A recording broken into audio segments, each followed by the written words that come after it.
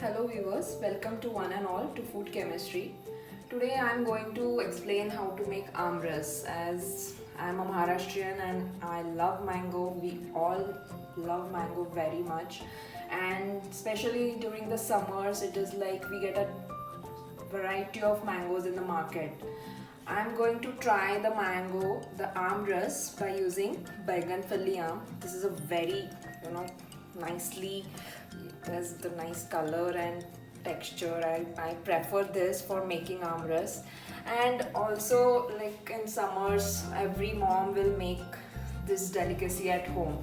So let's get started. I have taken one huge mango.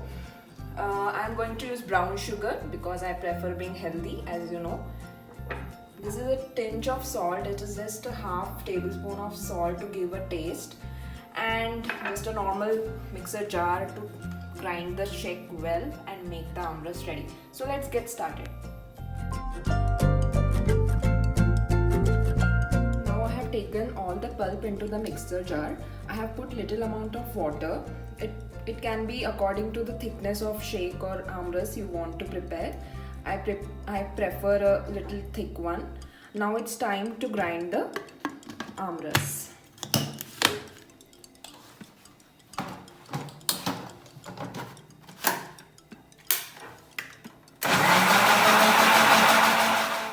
As you all can see, my Aamras is ready. You can see the deliciousness of my dish. The Aamras, especially in Maharashtra, we prefer with the fried papads. I have already fried few amount of papads.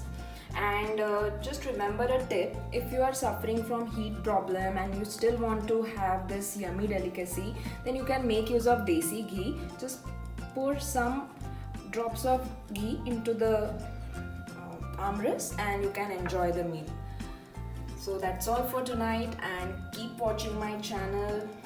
Subscribe to my channel and be healthy, remain healthy. Thank you.